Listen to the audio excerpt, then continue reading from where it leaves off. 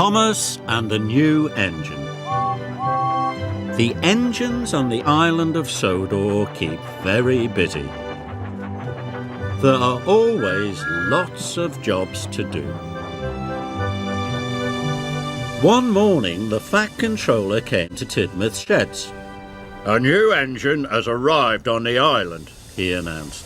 "His name is Neville. You must all make him feel welcome.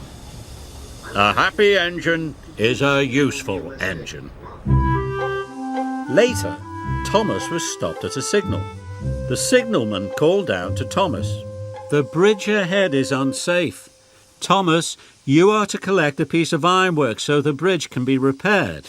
"Yes, sir," puffed Thomas. At the yards, Harry and Bert were with Neville, the new engine. Neville was a steamy, but he had a square body like a diesel. Neville was backing up towards some trucks. "Nearly there," said Harry cheekily. "Nearly there," said Bert naughtily. Then there was trouble. "Watch where you're going, clumsy wheels." Harry and Bert laughed. Neville looked sad. "It's not our fault you're a silly steamy," oiled Bert, and they laughed even harder. Thomas arrived at the yards. He could see Harry and Bert laughing with Neville. That must be the new engine, he thought. He must be friends with the diesels.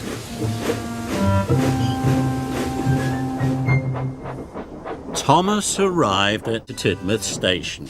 "Have you seen the new engine yet?" asked James. "Yes," said Thomas, "but we'd better be careful. I saw him at the yards with Harry and Bert. They were laughing together." James was shocked. A steamy friendly with diesels. As Thomas left, Edward pulled in. "Have you heard about the new engine?" snorted James, and he started to tell Edward all about Neville. Later, Edward was taking on water. He was talking to Percy. "That new steamy Neville is best friends with the diesels," Edward puffed. "He doesn't want to be with steamies at all." "How do you know?" peeped Percy. "James told me and Thomas told him," whistled Edward. Then later, Percy met Emily at a red signal. "Don't go near Neville, the new engine," he told her. "The diesels have told him to biff into steamies. Edward told me, James told Edward, and they all heard it from Thomas." When Thomas arrived at Abbey Station, the Fat Controller was there.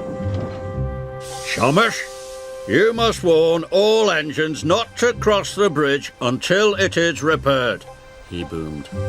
Thomas felt proud. It was a very useful job. Just then, he heard a whistle.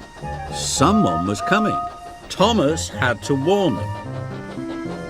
It was Neville, pulling Annie and Clarabel. Thomas was shocked. Annie and Clarabel were his carriages. "Hello," puffed Neville cheerfully. "I'm not talking to you," Thomas huffed crossly. Neville didn't know what he had done.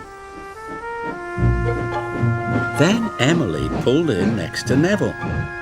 "Hello," said Neville happily. Emily let out a whoosh of steam. "It's no use trying to make friends with me. I know you're going to biff into all the steamies, just like Harry and Bert told you to." Thomas was surprised, but the station master blew his whistle, and Neville puffed sadly away. "Where did you hear that Neville is going to biff into all the steamies?" Thomas asked Emily. "Don't you know?" Emily whistled. "Percy told me, Edward told Percy, James told Edward, and you told James," huffed Emily.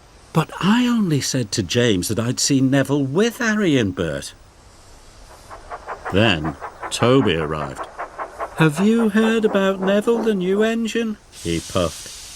"Henry saw Harry and Bert be horrible to him at the yards." Emily was shocked. Thomas couldn't believe it. Neville wasn't friends with the Diesels after all. Where was Neville going? Emily tooted. Cinders and ashes, cried Thomas. Neville's heading for the broken bridge. I must stop him. Neville was speeding through the countryside as fast as he could. Suddenly, Neville saw a barrier on the track. He slammed on his brakes, but it was too late. Neville was in terrible trouble. He was on the broken end of the bridge. Thomas knew it was all his fault. Suddenly he had an idea. Thomas steamed slowly and carefully onto the bridge. He gently bumped Clarabelle and was coupled up. Thomas was very scared. Slowly and steadily he began to pull Neville back from the edge. The bridge made a creaking noise. Thomas knew he must hurry. He pulled as hard as he could, and with one big puff, he pulled Neville's wheels off the bridge. Thomas had done it. He had saved Neville and Annie and Clarabelle.